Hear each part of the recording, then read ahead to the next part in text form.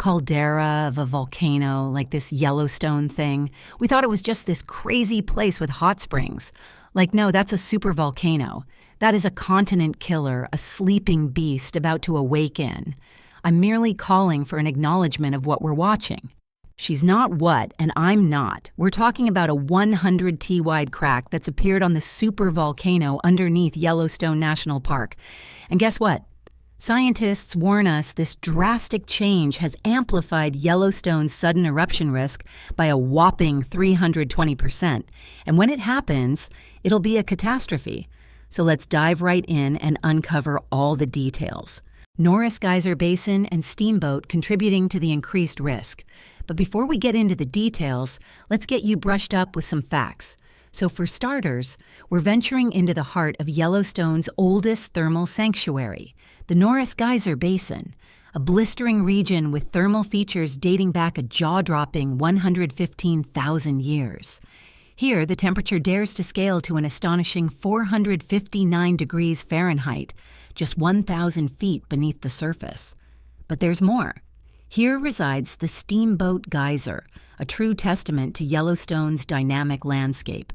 This towering, 400 feet tall geyser used to be a rare spectacle, erupting occasionally with unpredictable pauses stretching between 4 days to 50 years.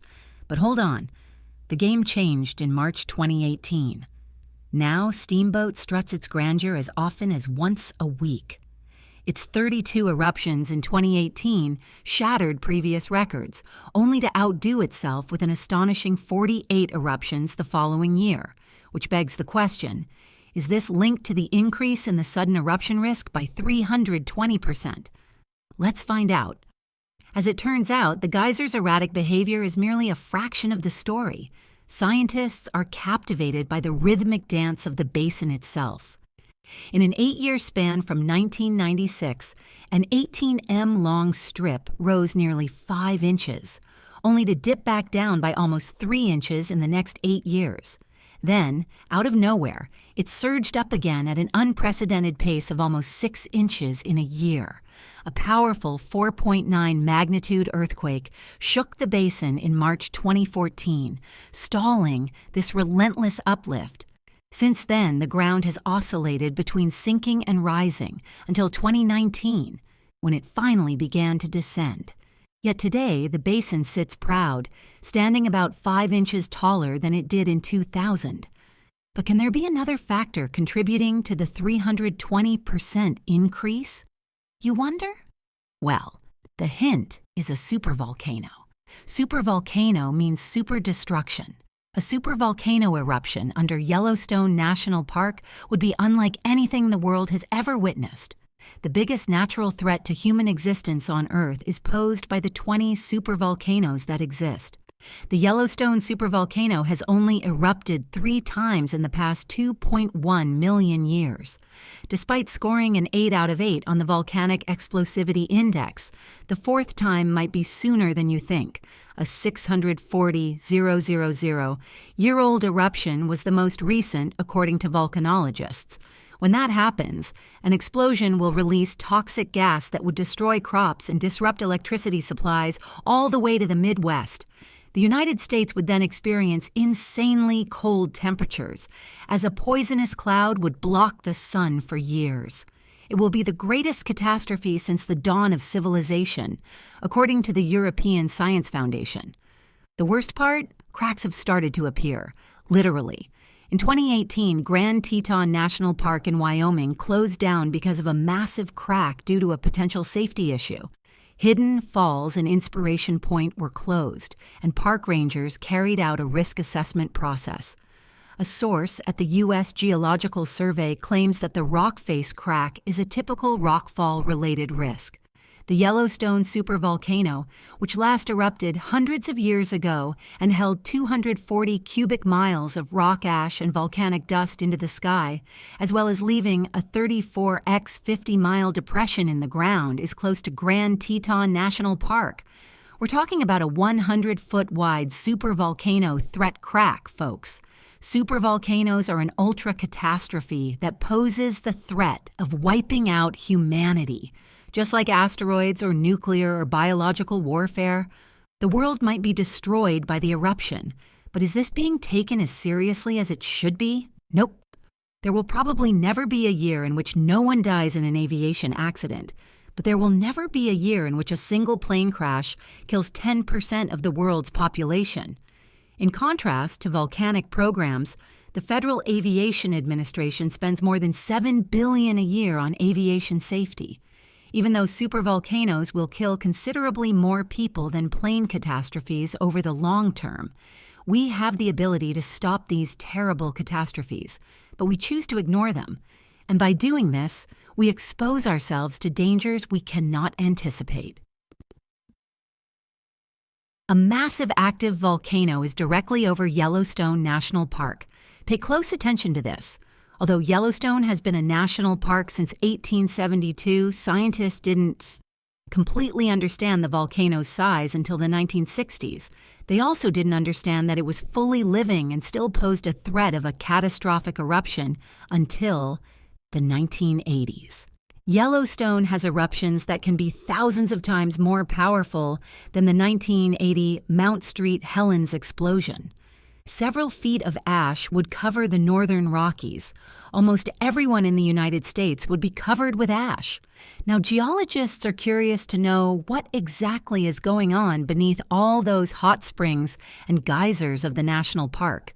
They naturally want to know whether Yellowstone will erupt again, when it will, and how badly. A giant eruption would be a low probability, high consequence event, the archetypal black swan with potential to have an impact on both society and the Earth. But it hasn't been ruled out completely. The issue for scientists is that these massive supervolcano eruptions are extremely unusual, and the most important thing to identify is hidden kilometers below the surface and involve chaotic forces, intricate chemistry, and mysterious geological features. Recently, the hidden architecture of Yellowstone was revealed by a research team. They simulated how lava rises from the center of the Earth and forms two sizable chambers of partially melted rock beneath the park's surface.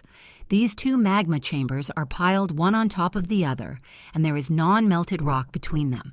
The lava emerging from the mantle of the Earth flows freely and contains little gas. The layer whose top is roughly 6 miles below the surface is created when it cools and hardens as it strikes a relatively cold crust. The upper magma chamber, which is located on top of the sill, is filled with explosively explosive, thick, sticky magma that stores a lot of gas. It's comparable to a shaken, unopened soda can. You know how that goes. The new study describes how this two-tiered, geochemically varied architecture might have developed over time and was published in Geophysical Research Letters. One day, we may get a model snapshot showing the system as it will appear when there has been sufficient melting to cause a significant eruption. Their model is interesting because it allows them to go through time and determine how eruption rates might have been affected many millions of years ago. The latest discovery supports past studies on the twin magma chambers bubbling under the park. Geologists also measured the speed at which seismic waves from mild earthquakes move through the subsurface rock using sensors positioned all over Yellowstone. Through heated and partially melted rock structures, these waves move more slowly, so scientists were able to create an MRI-like image of the two magma chambers using the data. It's worth mentioning that supervolcano is not a technical term. Yellowstone is referred to as a caldera, or a volcano that forms calderas. Basically, a volcano that forms a sizable crater is called a caldera, and these are mountain-eating occurrences. In fact, on the map provided to visitors to Yellowstone, which depicts the outline of the most recent caldera, it can be seen that the park's central region is unusually devoid of mountains. They either fell into the large hole or were blasted away. The first major eruption in the Yellowstone region happened around 2.1 million years ago, and the most recent one was 63,000 years ago. Is the fourth one upon us with a whopping 320% risk increase? It might just be. Then again, who can accurately predict how much magma is required to start a caldera-forming eruption? But until then, don't think nothing's happening within the Yellowstone system. as relatively minor eruptions that produce lava flows are quite frequent. The latest occurred 70,000 years ago, and Yellowstone is due to erupt catastrophically. But you see, volcanoes don't act in predictable, machine-like ways, and that alone should be a massive concern for us all. Oh, and by the way, Yellowstone is not the only caldera in the country. The Long Valley caldera in California, next to the well-known ski resort of Mammoth Mountain, is one of several worth mentioning. The U.S. Geological Survey conducts studies. It is located just east of Yosemite National Park and erupted about 700,000 years ago. So even though a large eruption is rare, it could still have minor eruptions that are very disruptive and deadly, and which might even be causing the increased risk of a sudden eruption. In fact, California has 7 volcanic areas with molten rock zones underneath the surface. On the San Andreas Fault, a magnitude 6 or bigger earthquake is about as likely to occur in California as a volcanic eruption. Now, you must be wondering what would happen if this supervolcano did erupt first. An insane amount of ash and sulfur would be thrown into the air. In turn, that might ruin crops and potentially change the environment. We know that because the enormous Mount Tambora eruption in 1815 caused agricultural failures, harsh weather, and a drop in world temperatures. The magma bubbling underneath Yellowstone is a powerful heat source, which is why there are so many beautiful geothermal features scattered around the national park, features that can be lethal if you're careless. But wait, what is it about supervolcanoes that makes them so deadly? Well, first you need to understand that a volcano with an eruption magnitude of 8, the highest value on the Volcanic Explosivity Index, and the volume of deposits for that eruption greater than 1,000 cubic kilometers are classed as a supervolcano.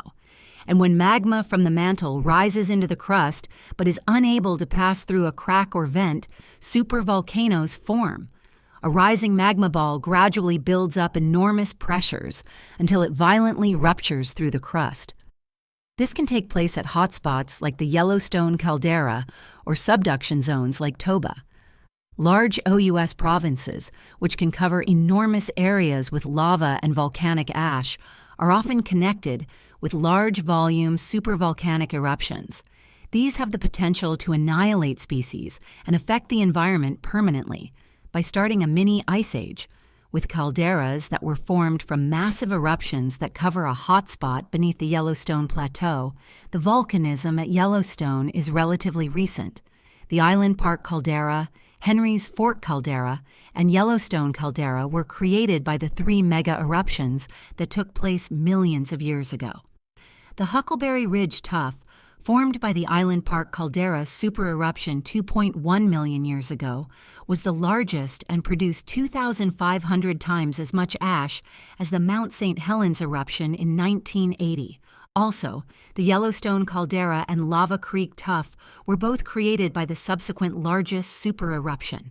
The smaller Mesa Falls tuff was created by the Henry Fort caldera 1.2 million years ago, but it is the only caldera from the Snake River Plain Yellowstone hotspot that is clearly visible today. As we mentioned, the supervolcano beneath Yellowstone National Park will blast ash thousands of miles across the United States in the event of another big eruption, causing damage to structures, suffocating crops, and shutting down power stations. It would be a terrible disaster. But that doesn't mean that everyone should start freaking out. Not just yet. Fortunately, the likelihood of this happening is low. And yet it's not difficult to understand why people continue to find the Yellowstone supervolcano to be an inexhaustible source of apocalyptic intrigue. A group of researchers released an article in Geochemistry, Geophysics, Geostems in September 2014 that examined the potential visual characteristics of a Yellowstone supereruption. They discovered, among other things, that the volcano was capable of engulfing the Midwest in 3 trillion tons of hazardous volcanic ash and burying states like Wyoming, Montana, Idaho, and Colorado. That much ash could destroy vegetation and wildlife, collapse roofs, and damage all sorts of electrical devices. After all, a 5-mile deep pool of hot lava fueled by a massive plume of molten rock rising from hundreds of miles below, is hidden beneath Yellowstone National Park. Many of the well-known geysers and hot springs in the park are the result of that heat.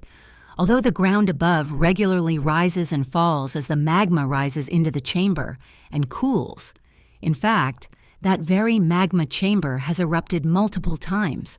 The last eruption at Pitchstone Plateau took place about 70,000 years ago, and the great bulk of those eruptions in Yellowstone have been smaller lava flows. But the remote probability of disastrous super-eruptions is the reason Yellowstone receives so much attention. Any eruption with a magnitude of 8 or higher on the Volcanic Explosivity Index and at least 240 cubic miles of material ejected qualifies as a super-eruption, which means that would bury Texas 5 trillion tons under the ground. Even the largest eruptions we are accustomed to are thousands of times less powerful than these super-eruptions. Geologists have discovered evidence of at least 47 super-eruptions throughout Earth's history. So yes, Yellowstone is not the only supervolcano in the world. In fact, the most recent took place about 26,000 years ago at Lake Taupo in New Zealand. More importantly, tectonic plate movement led to the enormous Toba eruption that occurred 74,000 years ago. According to experts, that gave rise to a severe 6 to 10 degree global cold and possibly wiped off the population of that time. Although it's not an unbreakable rule, the Earth has typically experienced one super eruption every 100,000 years. So if it were to happen now, could you tell? You bet. The effects of a much larger super-eruption would be way more obvious. The entire park would definitely experience strong earthquake activity at first before an eruption. It might take those earthquakes weeks or months to fracture the rocks above the magma. What if we had a super-eruption, which was 1,000 times more powerful than a typical volcanic eruption, spewed miles of ash and debris, and lasted weeks or months? Doomsday, that's what. Within the park, the lava flows themselves would be restricted within a circumference of about 40 kilometers. In reality, only about 1/3 of the material would enter the atmosphere.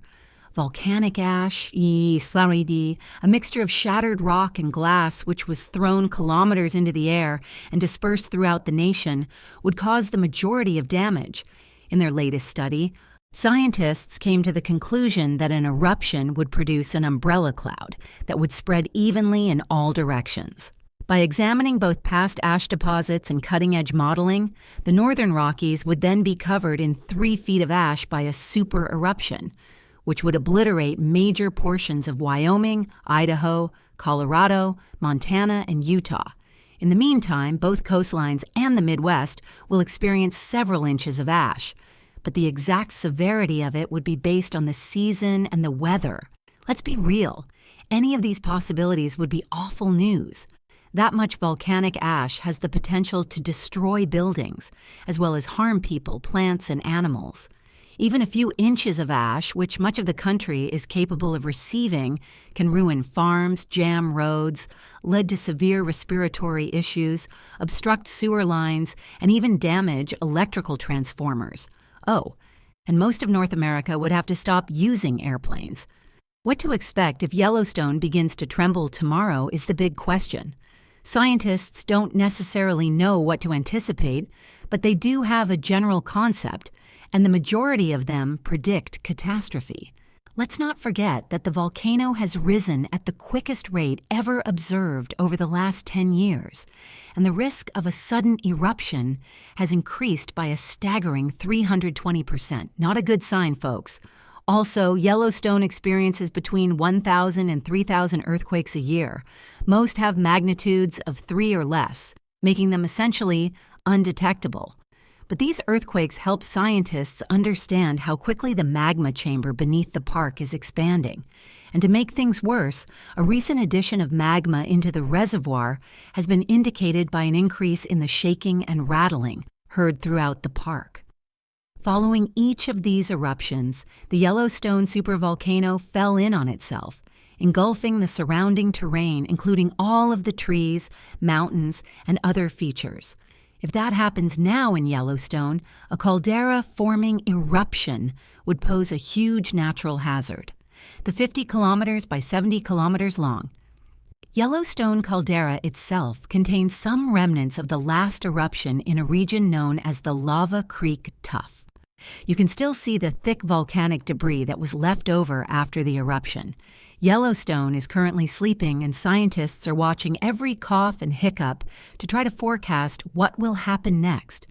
And even though the force that has been building beneath the park for thousands of years has been restrained, Yellowstone's hibernation does not guarantee that it will never awaken. What we need to find out is when it will happen and how bad it will be. And will it be too late? Let us know in the comments below what you think about the nerve-wracking 320% surge in the risk of a sudden eruption at Yellowstone. And if you're hungry for more thrilling content, smash that subscribe button and gear up for an adventurous journey with us. See ya.